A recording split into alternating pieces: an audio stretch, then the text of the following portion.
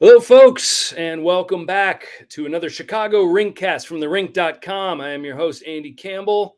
Hope you are all doing well tonight. I am joined by two of the best guys in the business, Ray Napientek. Ray, how we doing tonight? Good, Andy. How about yourself? Doing swell.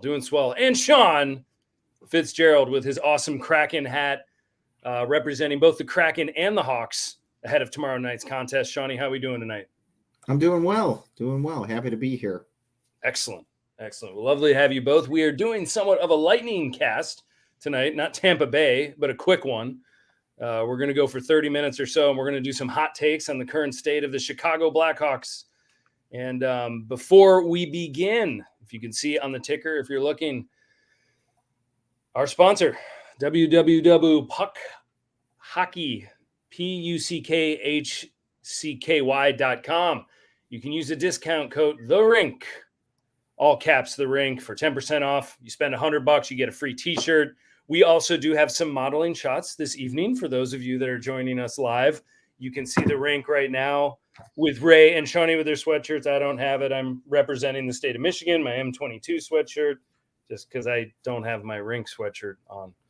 But other than that, you can get some good swag. You can get some good gear. Okay, and one other thing. For all of you Rink fans out there, if you're not following him, follow Thomas Gibbons. And he's been doing some picks for hockey games every single night. Tommy's Puck Line Picks. You can check it out on the Rink.com. He's got a great Twitter account. He's giving you odds for every single game, every night that they happen in the NHL. I'm not a betting man myself, so I don't look at those because if I did, I'd probably just throw all my money away. What about you guys? You guys been checking that out, throwing some stuff out there?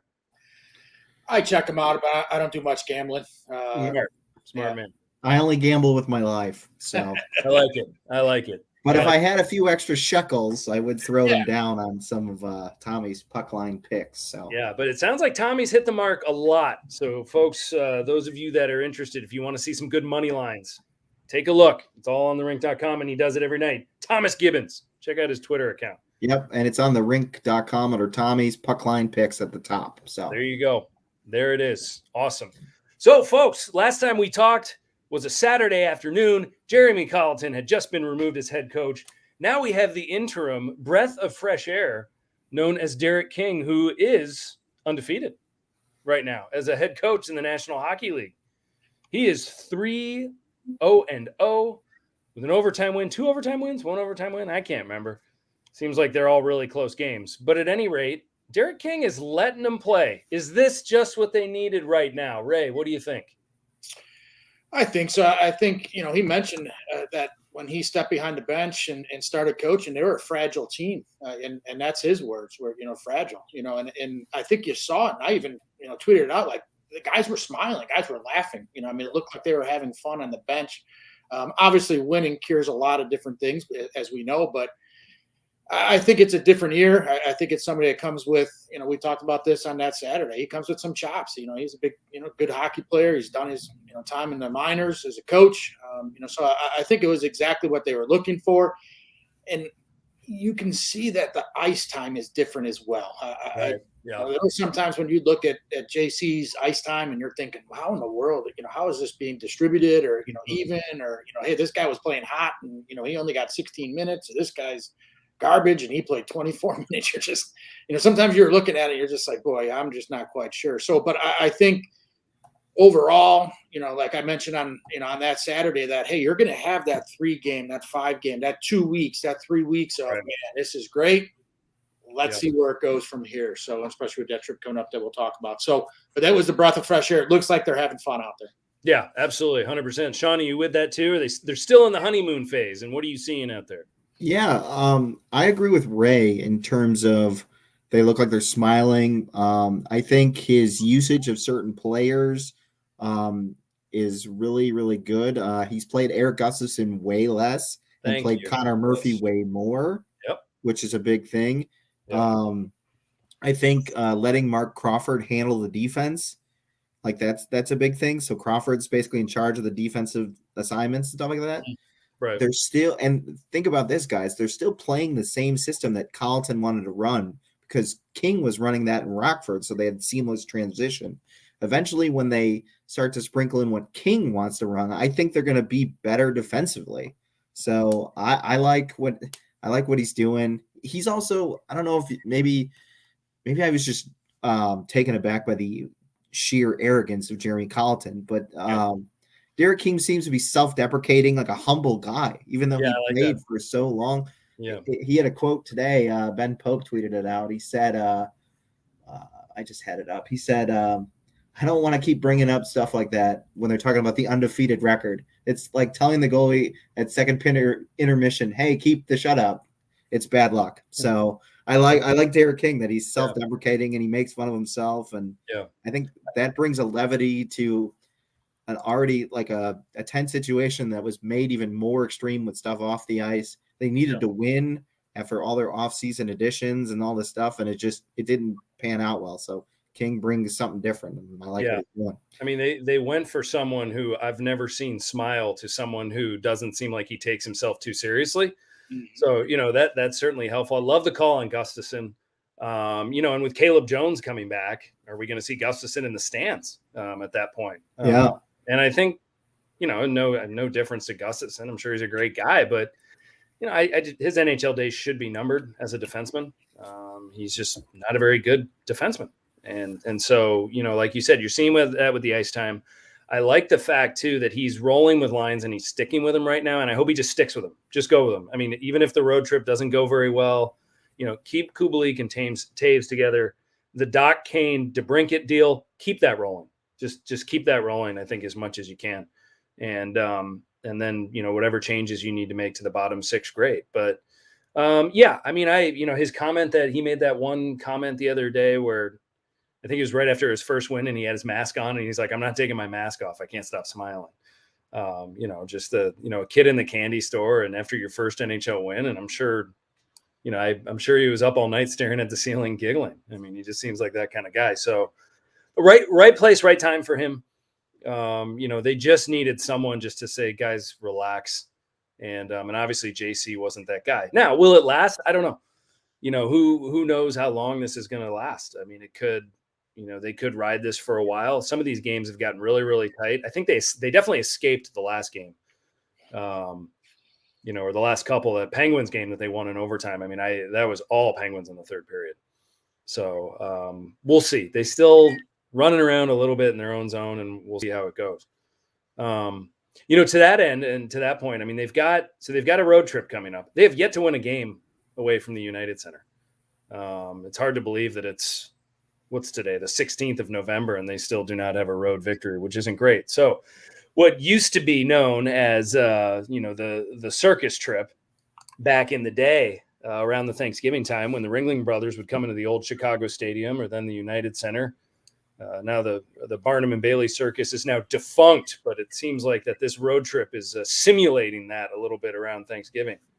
So they've got the Kraken, the Oilers, the Canucks, and the Flames all on the road right before Thanksgiving. What are some of the keys to this, Shawnee? We're going to start with you. What do they got to do to make this a successful trip? Well, I think one thing that's happened since King took over was the goaltending's been way better. Yeah. Like, I believe they were like a league worst 0.87 maybe before King took over. Now they're definitely above league average. They might even be close to 0.94 if is what I've read correctly. So I think that's something Marc-Andre Fleury, Kevin Lankinen have got to keep playing at a high level to keep them in games. I think that's like a really big thing. And then just keep playing loose, keep trying to play a full 60-minute game and just keep doing what they're doing. I think eventually we'll see the lull, but they've got to play close, good, solid goaltending, and hopefully they can get some more offensive production from guys like Kirby Dach and stuff like that. Because I know Ray had tweeted out or put in our chat a couple times that Kirby Dach just got to find the net. Like he's just so close all the time and he can't score. And hopefully on this trip he'll bust out. Yeah, that finishing touch for him seems to be lacking a little bit right now. Ray, what do you think as far as the circus trip, the road trip, and kind of keys to success? It's going to be tough. It's not going to be easy. I mean, I think, when like you said, they had a Nashville team that, was it's still Nashville. Pittsburgh kind of gave it away. Arizona, you lucked away with the worst team in the league. Hey, you're going to go on the road. Just show that you're competitive. Show that you can compete with these guys. There's been so many games, that was, pre-King that you're just like, man, they just don't look like they can compete with these guys. Right. And some teams they're not. There's going to be some teams that they're just not. They're not a playoff team. We said that before the season, but show me that you can at least compete with these guys. And it's not a moral victory. You should be winning hockey games. Yeah. They're going to be successful. It's going to be through Kane and DeBrincat. That's right. Toews has got to get rolling. Kirby Doc is in the right spot at the right time. He's just got to finish, and I think he said it, in the past, and he's just like, man, I got to start finishing these. And that's what you want to hear from a young kid. He's not making excuses. He knows he's got to finish in this league. But if they're going to win, it's going to be because Kane and DeBrincat were on goals. And then, but defensively, like you said, it's got to be, like Sean said, you got to be sharp defensively on the road. If you're just giving up, high danger shot after high danger shot, you better have Hasek in net. So I mean, some of these guys are just being left out to dry. Yeah. But if you're shoring up that defense and hey, the top guys are scoring, they've got a chance. But you've got to show that hey, you're supposed to be on the ice with these guys, because when you're 1-9-2 or whatever they were showing they shouldn't even be on the ice with these guys. Right.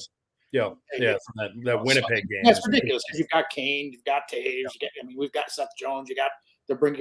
We know we're not the Arizona Coyotes, right. The Arizona Coyotes, but if they could go out and they squeeze out maybe that first one, or hey, you squeeze out that second one, you come home 2-2, I think you'd be feeling pretty good about it. Yeah, I would take 2-2. I would, and those are really good points all around. I think it's time for. I really am hopeful that at some point that Toews and Kubalik are going to connect offensively, and that's going to start rolling. And Kubalik, maybe we'll talk about in a little bit when we get to our players of concern list, or he's one that I'm concerned about. But Kane and DeBrincat have to be hot, and you do need that secondary scoring. And I would actually view the Kraken game as a must-win. You do not want to go. Edmonton is smoking hot right now. Yep. And you do not want to go rolling into Edmonton if you lay an egg in Seattle. I mean, Seattle's a team that they should beat. They should compete. It'll be a good hockey game. I'm sure Seattle will give them a good game. But that's the first one on the road trip, because then all of a sudden you lose that game. Then you go into Edmonton. You're not feeling great about yourself. You go 0-2, then you're in a hole. And I think then if you could beat the Kraken, regardless of what happens at Edmonton, obviously play Edmonton to win, but the Canucks aren't off to a great start either. Right. So if you can enter that Calgary game, 2-1 with a chance to finish that trip, 3-1, then all of a sudden you're going, okay, maybe actually our season's not over. 2-2 is okay. Anything less than 2-2, then it's, they can't afford any type of losing streak at all. Probably the rest of the season. And Andy, you said it best too with Seattle. Like, they're lacking a big time scorer, so it's going to be like a low scoring contest. Yeah. So that'll be a good one for him. And then I think I saw today. Correct me if I'm wrong, guys. The Vancouver Canucks GM met with the coach, not to discuss the owner. Yeah, not to discuss any changes, but to try to figure out how to get better. So what's going on? Yeah, they're just not. A lot of people had Vancouver doing really, really well last year because they had that youth movement, and it just isn't happening yet. Yeah. So, Connor McDavid could go off on the Hawks for 5 points. Could happen very easily. I mean, that guy, we haven't seen a player like that in a long time. Edmonton is just so loaded. And so I think the Hawks, they might have a chance to compete with them. They got to come out of Seattle with that win, or at the very least a point. And I do like that they're going to Seattle with a little bit of time on their hands. They, haven't played at all this week yet. And so, and maybe it's the right time for a road trip and with the right guy. I mean, I'm sure road trips with Jeremy Colleton, everyone's not very loose. I mean, I'm sure everyone's a little nervous hitting the road with him being like, geez, where's he going? What's he thinking? I'm sure he probably walked by the guys he didn't like and didn't say anything, and then walked by the guys he did like and gave them a hug, a kiss on the cheek, and asked about their entire family lineage. Right. I mean, Derek King knocking on someone's room, being like, "You guys playing cards? I'll play cards. I want to play. Yeah, I'll hang out." Or you guys want to watch Breaking Bad starring me? He's the cool uncle. Yeah. versus the cousin nobody wants to talk to. So that's awesome. Well, good stuff. Well, let's hope that tomorrow night, they start off on the right foot. So here's a fun one, and I know Ray's looking forward to this more than anybody. And kind of an early, we are going to start with Ray, but an early take on Seth Jones. Now, I think what triggered this is I think it was the Hockey Writers a few days ago came out with an article saying Chicago's got their number one guy. They have a bona fide number one defenseman, a franchise defenseman. And in some of our group chats, people are throwing around, well, why are we paying this guy like a number one guy when maybe he's not a number one guy? So let's start a little early review on Seth Jones. Now, I think Seth Jones is I don't think he had a great start. He's been terrific the last 3 games. I think he's been great. Now this is I language. I'm not speaking for the group because I obviously want to hear everyone's points, but it's interesting. I think that if you look at Seth Jones statistically, he's top 5 in minutes along the league. As far as defensemen, he's in the top 7 in defensemen in scoring right now. He's tied for defenseman with leading with assists in the NHL. Now, these are all just stats. He's minus the world. I think a lot of that is his tough start. His last few games has been great. What's interesting is that of the top scoring defensemen right now, and I know it's only November 16th, 7 of the top 10 are American-born defensemen, and 9 of the 15 top scorers are American-born. So the blue line for the United States heading into the Olympics is very intriguing. But at any rate, is Seth Jones a number one guy? Is he a number one defenseman? Do you need a number one defenseman? Or are they overpaying someone where they could have gotten 2 guys, for a similar price or maybe a little bit above that? And I'll capitalize on that point in a minute. But Ray, I want to hear what you've got to say about this man, because I know this one's been on your mind for a while. Sure. I would have to ask, what do you think a number one defenseman entails? Is it somebody that puts up points? Is it somebody that is a shutdown defenseman? Do they do both? Is it a combination of it? Is it somebody that just plays all the minutes? Right. For me, that number one defenseman, when he comes over the boards, he's shutting down the other team's top guys. For me, that number one defenseman is going to be driving that puck the other way. He's going to be tough to score against. He's going to be somebody that, and it's easy to say like a Nicholas Lindstrom. I still think he might be the best player since I've been alive. But just when he was on, you couldn't beat him. Hey, is Duncan Keith the number one? Yes, he was probably. Towards not early on, but yes, when they were winning Stanley Cups. To me, I don't think Seth Jones is that. If you say, hey, points, okay, Eric Gustafson's a couple years removed from 60, stuff on those lines. So I think from that standpoint, I think there's some defensive deficiencies. He's struggling 5-on-5. He does a good job on the power play. He does a good job of jumping in on the rush. I'm not arguing if Seth Jones is a very good. I mean, you love to have him on your team. You want him on your team. Right. I'm not sure in the middle of a rebuild, you say here's $76 million to a 27-year-old. But for me, I don't think he's just there defensively. To say that when he comes over the boards, he's shutting you down. That you look for in that number one defenseman. Mm-hmm. Is he more of an Alex Goligoski? Where he doesn't have the size, but he's that type of player. Right. I would rather prefer to have somebody that's a little bit more, defensive minded. When it comes to my number one guy. So, and I had this argument, in our chats that is he a 1B, stuff along those lines. Hey, if you pay him like this, he has to be your number one, no doubt. Oh yeah.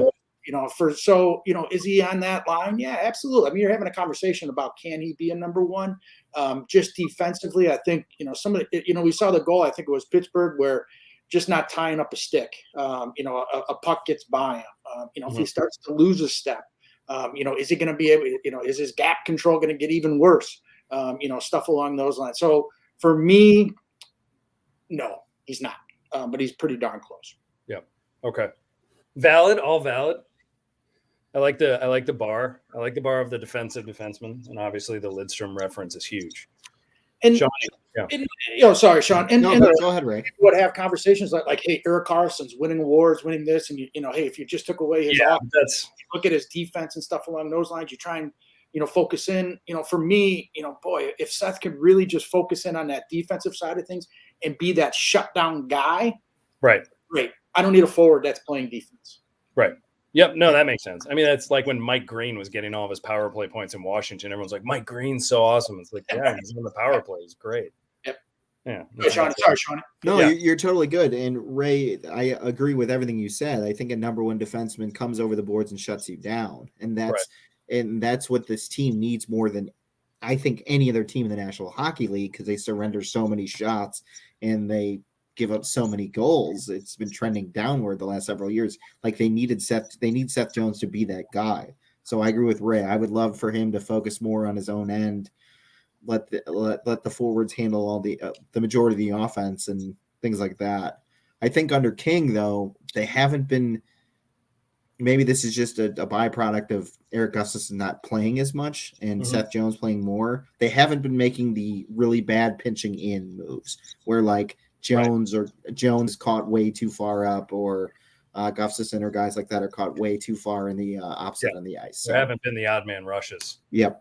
That you've seen. So that's definitely good. And I don't think anyone knew what they were doing when Colleton was in charge. So I don't put that on Jones, and he has been better of later. But it's interesting. I mean, when and I think that we're talking about, everyone talks about, like Charlie McAvoy, great young defenseman out of Boston. Everyone's saying maybe that's a number one guy. But what is that true number one guy? Like we're talking about. I will stand by this. I think Victor Hedman is still the best defenseman in the league. I don't know if there's anyone that touches Victor Hedman, and maybe that is a biased opinion because he's the only person I've ever seen that absolutely locks Patrick Kane down. And every time the Hawks play the Lightning, and you even saw it in the 2015 finals, when Hedman's on the ice, Kane did nothing. Yeah, he did not. I mean, he totally neutralizes him, which I don't know if there's any players that that kind of wear that belt. What's interesting is if you look at, so here's what's going on. When Jones's big time, really, really fun contract kicks in, next year, here are the top paid defensemen in the NHL next year. Erik Karlsson and Drew Doughty are both $11 million guys. They're being paid for what they've done in the past. So those are contracts that were given to them yesteryear. Werenski is at $9.5 million. I think that's a number one defenseman. I think that guy's pretty legit. Seth Jones is right behind him, along with Adam Fox and Charlie McAvoy at 9.5. So that's where he is being paid, along with those guys, the younger players. Darnell Nurse is over $9 million starting next year. Darnell Nurse is fabulous. I mean, that guy's a beast. I watched him when they played the Bruins the other night. He absolutely shut them down. And then Rossi and Makar and Hamilton are your other $9 million guys. So does Seth Jones belong in the conversations with those guys? If you look at anyone saying, here are your top 10 defensemen in the league, this year Seth Jones is probably not on that list. And then going into next year, will he be on that list? He's certainly being paid like that.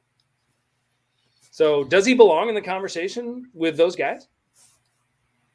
Yeah, maybe. Is he a byproduct of the system? Is he a byproduct of like, Roman Josi, the defense is usually pretty good with Nashville. Yeah. Pietrangelo, like they're I know he's only at 8.8 million next year, but they're Vegas is usually a pretty good defensive team. They don't give up a lot of shots. Like right. Yeah, Pietrangelo's right in there. I mean, he's at something. But then I honestly think the best model right now might be the Minnesota Wild. I mean, the Minnesota Wild are leading the Central right now, and if you look at their top four defensemen, they're all really good, and they're getting paid what they're worth. It's Spurgeon, Brodin, Dumba, and Goligoski. And so you're saying maybe you would look at those guys on any roster and any list and say none of those guys is really a number one. But you got four really, really good defensemen there. And Ray, what do you think of Minnesota? Before I touch base on Minnesota, I think the big difference too, when you're giving somebody an 8-year contract, Charlie McAvoy, early 20s.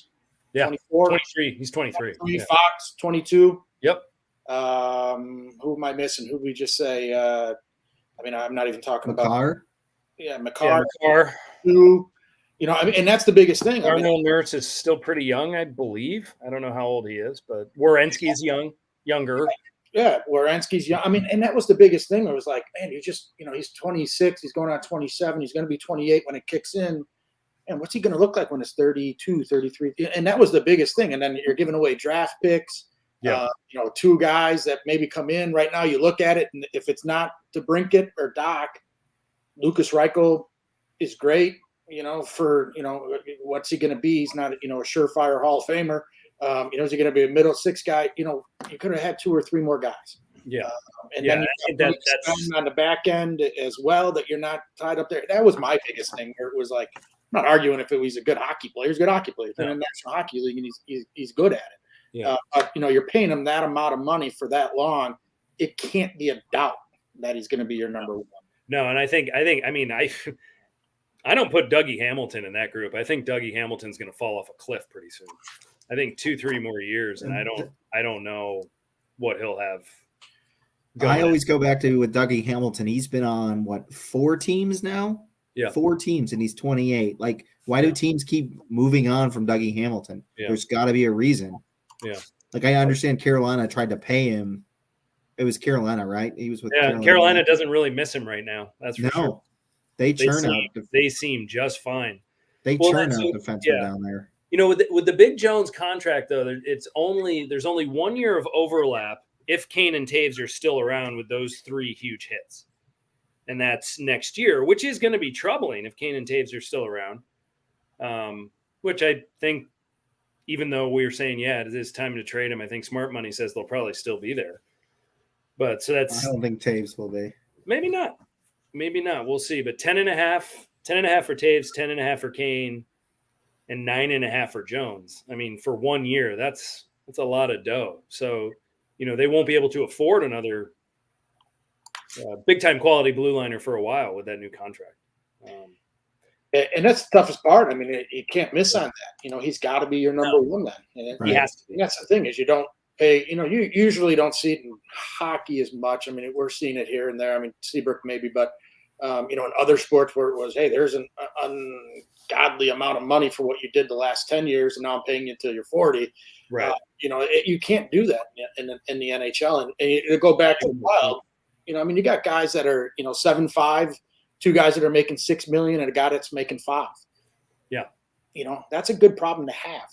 That's being able to, then pay your top guys your top dollar. And, Spurgeon can, if he struggles, that's going to, that kills you. But, Goligoski, I mentioned him, and, he's getting paid $5. I think he's pretty similar to what Seth Jones is. He's $5, and then they could get him at a discount next year. He comes off the books. I mean, you got Spurgeon at 7.5. That's a risk because he's 31, and they've got that through 2027.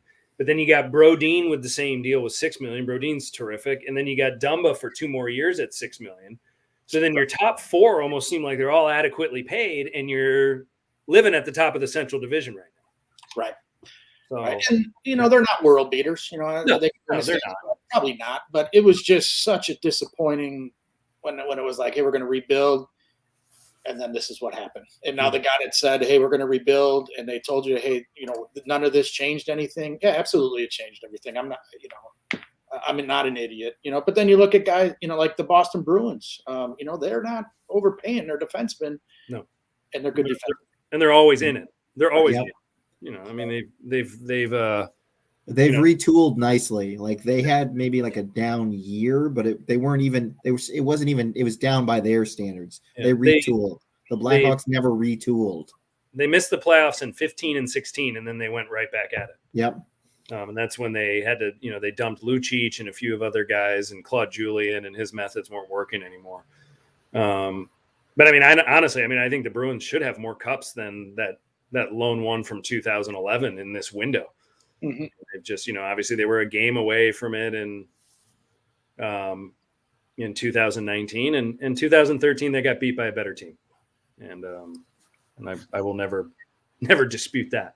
And that's not a homer call either. No. Yeah. And the toughest part with the Hawks too is everything has been, you got 2 guys left, and I'm talking about on the ice. I'm not talking about anything that they've been going through off the ice. Right. Everybody's been through trades, except for Doc, except for, Kane and Toews, who's left over. They've been trading for everybody. They can't retool. They don't have anything to retool with, except maybe a Reichel coming through. You could talk about Ian Mitchell all you want. Brandon Hagel's fine. Wait, Ian Mitchell's still in the organization? I forgot about him. Guys that you'd say, hey, they're coming through. That's great, but these aren't the guys that you're going to be building your organization around. They don't have that.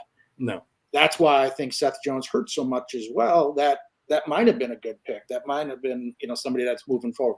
This year coming up, keep your fingers crossed it's number 1 or number 2. I know. Well, that's the thing. I mean, if they turn this thing around, they don't have a first-round pick.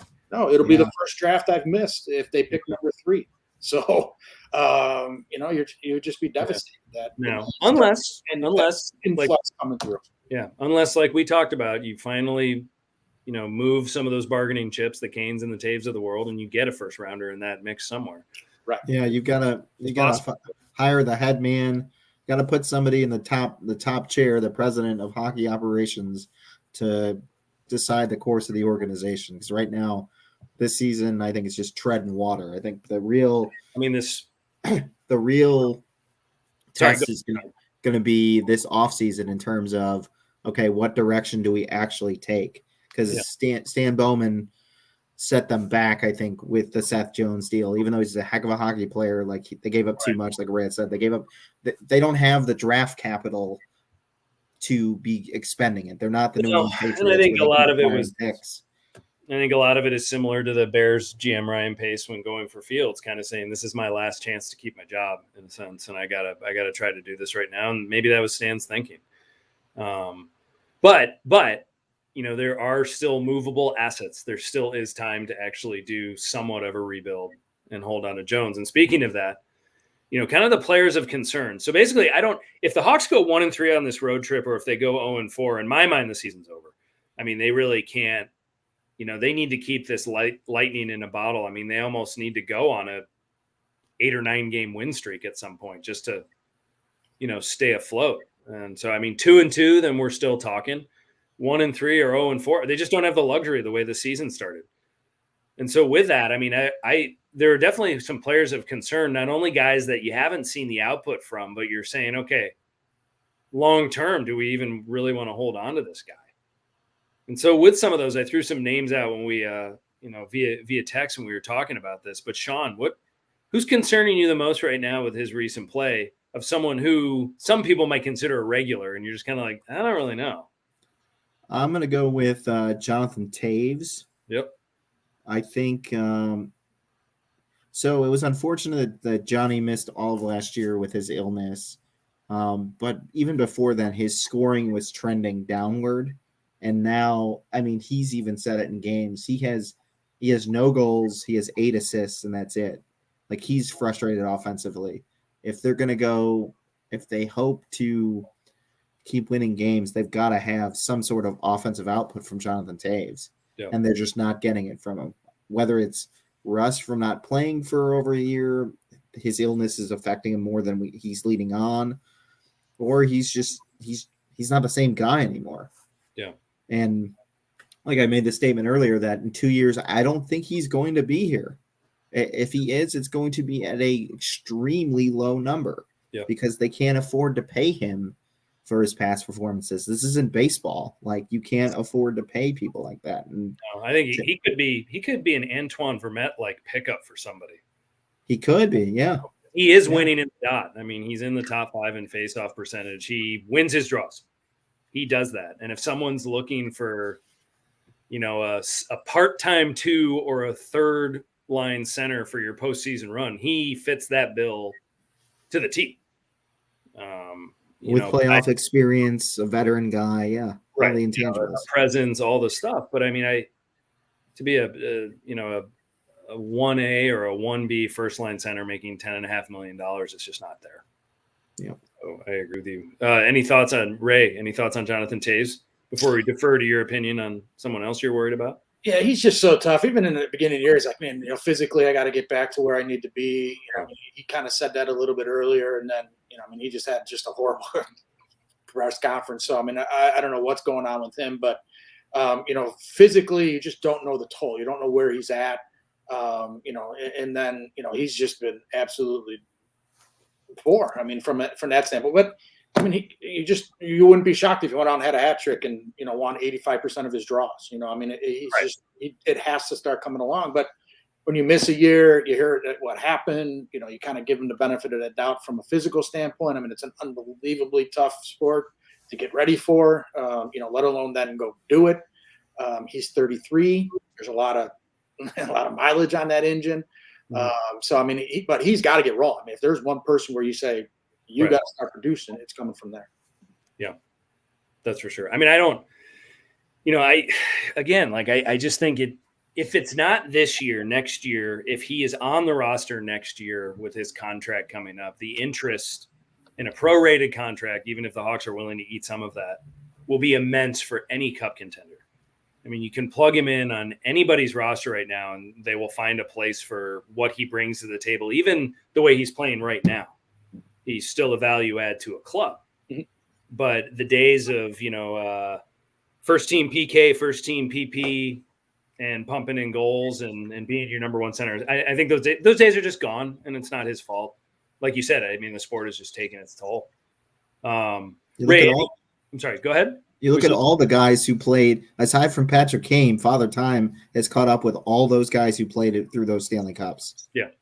And Toews is just the next one on the long list that keeps growing at Father Time catching up. You never defeat Father Time. He's undefeated. Nope. Father Time will win every single time, even with Kaner at some point. Yeah. Yeah. But it's not showing now. I mean, 88 the other night was the best player on the ice.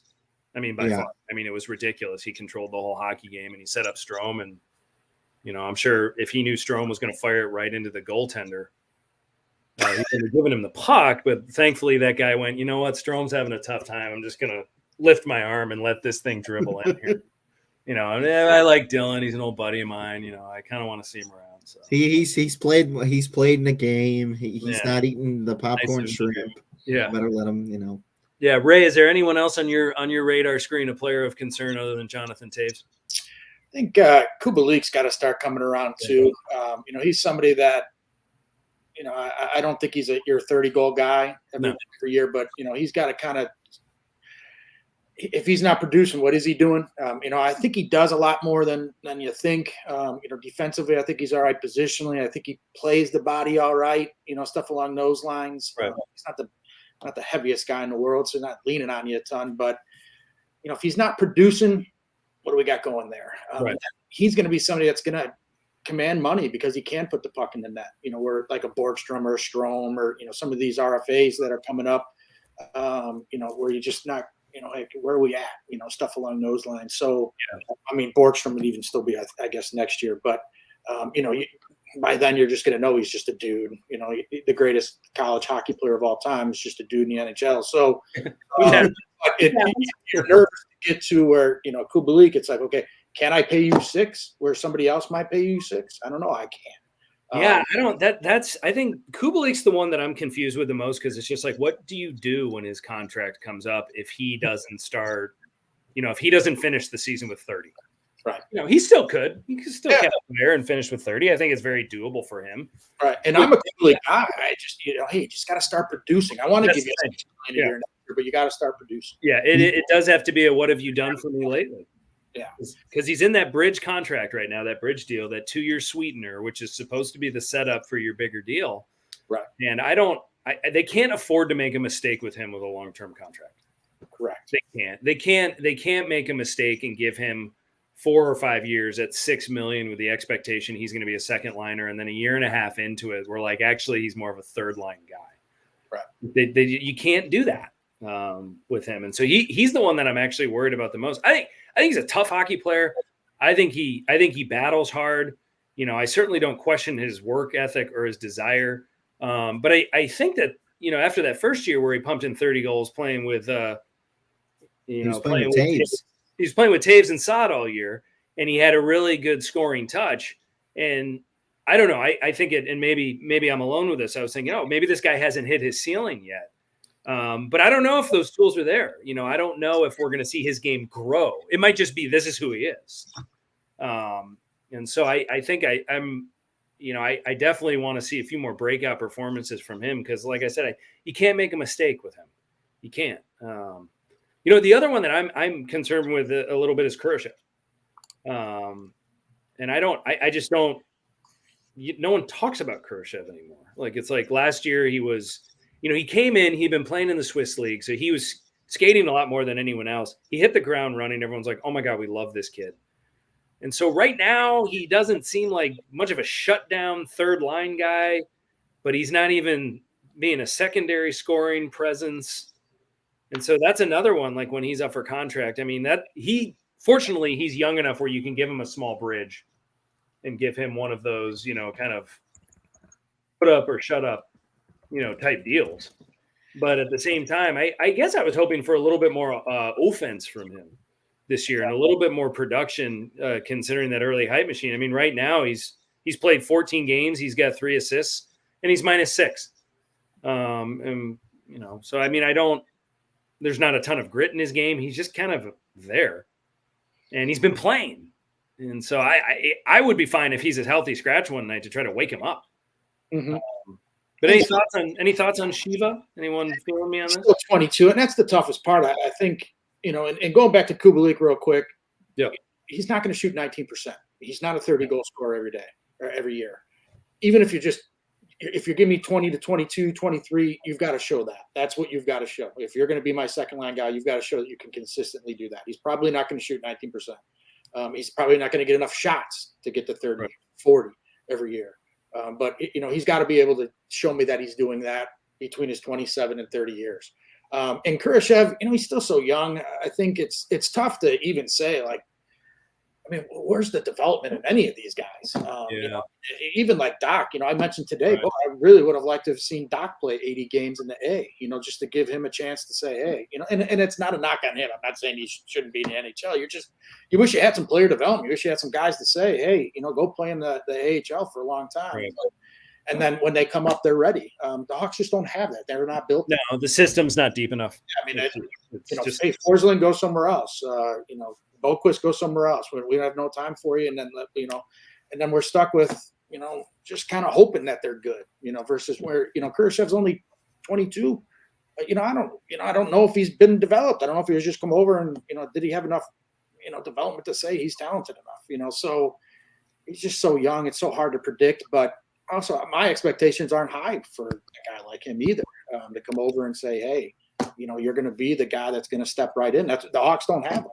No, they don't. They don't. No, they don't have that guy right now. And I actually, I like the guy that they do have that, we're talking about Reichel. And I like that the plan with him right now, keep him there the whole year. Don't mess with it. Do not mess with it. If you want to bring him up at the end of the season, if it's a mail-in and you've traded guys at the deadline and the season's over, give him a week or something. A little taste of it. Yeah, but keep him going. Keep him producing. He's hot right now. He's playing at the right level. If you want him to be a goal scorer someday, keep him there scoring goals. Don't bring him up where he's overwhelmed. Put him on a line with Strome and Borgstrom. See how it goes. Oh, good heavens. You had to do it, didn't you? Mm-hmm. Man, that's brutal. I was going to say, going back to Kurashev really fast. Yeah. Derek King being the head coach, I think, is the right move for a guy. Frozen Sean. Frozen Sean is Frozen Sean. He was going to say Derek King with regards to Kurashev something, and now he's gone. Oh, he's gone. Yeah, he'll be back. I think what he was going to say is it'd be a good move for King to put him up in the press box for a game. Is that what he was going to say? I don't know. You look at this roster of, you got Carey, you got Hardman, you got Strome, Borgstrom, Kurashev, Carpenter, and Johnson. Yeah. And then you go, hey, Toews and Kubalik have been, hey, that's what you got to run. Hagel when he's back is going to be, he'll be Hagel. He'll, maybe they'll get a 15, 20 goal season out of Hagel. Right. I will like to say, now that Sean's gone, Tyler Johnson, Tyler Johnson, yeah. Now, I don't want to rip on Sean. I'm about to let him back in. But before I let him back in, now that it's just me and Ray, about a year ago at this time, there was a question on a podcast, is Alex DeBrincat elite? And the two people that are on this podcast were the only two people that said yes. Absolutely. Now we'll let Sean back in. Yes. Okay. I was getting a call from Billy Adler. He wanted me to be assistant GM with the Mets. Nice. Got Beautiful. it. So Yeah. real quick on the Cat, Alex DeBrincat is going to get 40 goals this year. I certainly think he will. He's elite. His release, we talk about how quickly that puck gets off his stick. We were throwing out superlatives and comparisons the other day. Mine was Mike Bossy. I grew up, watching Bossy and the Islanders, and every time, just the idea that you do not let a goaltender set up and how quickly you get it off your stick. Mm-hmm.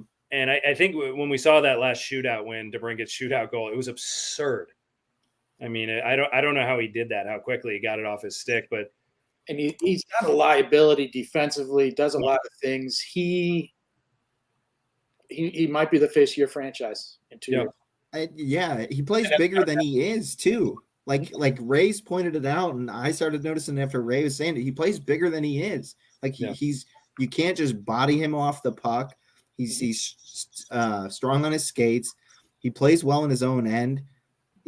He says the right things off the ice. Yes, thank you. Yeah, he had the right comment.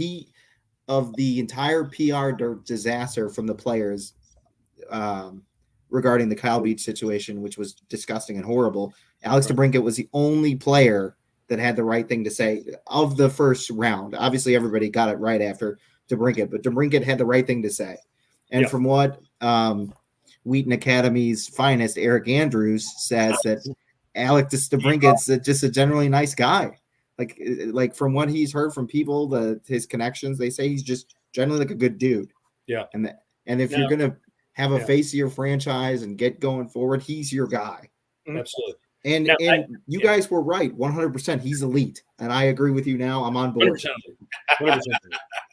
Welcome aboard. Yeah. Well, I think Patrick Kane is going to be in the point column because he just regularly does Patrick Kane stuff. How he keeps doing it, I don't know. I do think he will go down as the best American-born hockey player of all time. Now, we can argue that till we're blue in the face. There are some great ones. I love it when everyone says American-born and someone goes, no way, Brett Hull. Brett Hull was not American-born. Dual citizen, but not American-born, so we always got to preface that. At any rate, I think Patrick Kane's got a shot for 100 points this year. How many of those will be as a result of number 12, though? Maybe like 50 of them. I mean, and I really think that, since Panarin, we haven't seen that compliment to Patrick Kane's game like we are seeing DeBrincat right now. In the last full season, that the Hawks had, where Kane got 110 points, that was the year that DeBrincat had 41 goals. So I think we could replicate that. Now, will that manifest in a playoff season for the Hawks? Probably not. So, we're all throwing fairy dust on a bad situation. But either way, look for the small goals. Got to look for you got to look for that, and you got to look for Doc to come along with that party and make that a line for a long time. Unless you trade Kane, if your plan is to keep him, keep those three together all the time. Yeah, and even like Kirby, I mean, you're just like I said, I wish you would have just found success in Yay. You weren't worried about him for a year or two. I mean, even I know Boquist is gone, but it was you throw this little kid into the NHL and say go be good, and you just didn't have that development. But getting back to Kirby, where you're just it's just like, man, the floodgates could open because he's fine. He's in the spot. Yep. He plays a good game. He's a north-south type guy. He's in a good position. He goes to the net. He's gonna get some greasy goals, quote unquote. He's had some opportunities, had some breakaways. It's just like, man, if one or two of those go in, is it just the floodgates? I know. Didn't he have two in one game where he had one on the power play and then one on the PK, like right afterwards? And it's better than the other way around where you're just like, did Doc play tonight? Right. He's, where was he at? And we got some guys that are hurt that will do, you're just like, he played 18 minutes tonight? No way. That's not Kirby Doc. He's going to be good. You're just like, that floodgate, that confidence just hits. Those are your two guys. You got But to your point, it almost seems like it's, and that's why I like what they're doing with Reichel, because it almost seems like less and less you're seeing that in the NHL, where everyone always forgets that Patrice Bergeron spent a full year with the Providence Bruins in the AHL after a season with the NHL Bruins, and then the lockout hit, and they said, "Go play in Providence for the full year." Everyone's going to Europe, blah blah. No, stay here. Play in Providence for a year, and what that did for him. And you don't see that often enough anymore. And even Bouchard, that's with Edmonton. He's one guy that when I watched him when he was young, I was just like, man, this kid could absolutely take over games. And I'm on record like, man, I love this kid. And they're like, well, what's he doing in the A? And it's just like, who cares? I don't need him to be good now on a team that's 50 below, points like Edmonton was 3-4 years ago where you're a two-man team. I need him when he's 23 to 38. That's when I need him to be good. I don't need him to be good now. It's just such a, I don't know. I hope we go back to it because the Hawks have none of it. You look at this roster, you keep Reichel down there, like you said, if he wants to get a cup of coffee at the end to be on a nice charter and eat well, get a feel for the NHL, fantastic. But the Hawks don't have anybody else. No, there's no reason to bring him up right now. The last guy they did that with when they had the luxury, I think, was Teuvo Teravainen. That's right. Yeah. That's the last guy they did that with because they had the luxury. Now they're just during the Stan Bowman post-cup era, they were just rushing guys. The team was stacked. Oh yeah. So they could leave TT down there for a little while. And then the next year when they won the cup, he was on the third line. Yep. He was your third line wing, I think, or he might have been the center because one game. Vermette was the center. One game, one of the finals. Yeah, 1-0 or 2-1 because John Cooper went 1-0 and then just went into defensive shell and it was a mistake. Teravainen scored and then he picked it off and got it to Vermette. Yep. We skated out of there 2-1. It was brilliant. Vermette, Teuvo, and Sharp, that third line. Glory days. So good. Glory days. Long way away from that, that's for sure. Yeah, now that would be the top line by like 4. Maybe be right after Kane, DeBrincat, and Doc. Yeah. Any parting shots tonight, guys? Words of wisdom? Anything we need to be keeping an eye on going into the pseudo circus trip? I would look for the trend has been Gustafsson. I'm curious to watch his usage because they played him. It was like 3 minutes. It was under 10 minutes for 2 games in a row, and they played him 13 minutes. And I believe the last game was, I think he got some time in overtime. So I'm curious to know how he's going to be played in the next game. How Crawford and King deploy him in this game because I want his usage to keep decreasing. Because he's not a defenseman, and if they're on the power play, fine, put him out there. But other than that, I think you've got to slowly wind him down and phase him out. Right. It helps your goaltenders too, because he's literally a breakaway in the other direction waiting to happen. Yeah. Yeah. No, that's true. Caleb Jones, he might return on this trip, is what they're saying. Yeah, I think the Sun-Times reported yesterday or 2 days ago that Jones will warm up with the team against the Kraken and that they'll be lucky if he plays against Edmonton. But he might be back in this trip somewhere. So hopefully that will, limit the Gus bus. The Gus bus, that's for sure. And then Johnson might be back at some point soon. And they still have Wyatt Kalyanek getting some time down in Rockford. Right, but it doesn't sound like Johnson's going to make the trip, and then obviously everyone's waiting for Hagel. I don't think Hagel's going to make the trip either, so they're a little dinged up. But I like the idea of Caleb Jones coming back. I actually thought he was pretty good in the preseason, and I think that would be a big help, if nothing more than just process of elimination. Just like you said, getting the Gus bus out of there. What about you, Ray? Anything on your mind that we should be paying attention to heading into the road trip? I'm sticking with the defense. They cannot be this bad. The forwards have to be better. You've got to trust. You got to play defense. You got to get below the dot. There's a few guys. Yes, I understand that we're going to be forcing the offense, but everybody's got to buy in. You have to play defense, and that's something that's non-negotiable. We've seen it on successful teams. The forwards have to do it, but DeHaan, McCabe, Murphy, Stillman, they can't be this bad. When I was, after Saturday when we talked about JC saying bye. I was looking at the team. I'm like, man, they can't be this bad defensively. What's going on? And now you see with King, it's like, okay, hey, they're in games. They're winning goal games, but they're in games because of the defense. So if they could go on this road trip and show that they can play defensively with these guys, you're going to say, okay, fine, let's get through the season with these guys. You're going to be good. But if you're just like, man, they are this bad, it's going to be a long year. Yeah. They still have to go 43 and 25 to get to 94 points. That's unbelievable hockey. But DeHaan, McCabe, Murphy, Stillman, they can't be that bad. And if they play good hockey on these in this 4-game road trip, right, the Hawks will be just fine. Yeah. Make a playoff. But hey, they're watchable. They're watchable. We could smile. Guys are smiling. They're having fun. I like it. What they were doing under JC, they couldn't be that bad. No, that's for sure. All right. Well, I think that's a great note to end on. Thank you, folks, everyone, for your time tonight. My name is Andy Campbell. On behalf of Ray and Shawnee, thank you so much for tuning in. Go Hawks.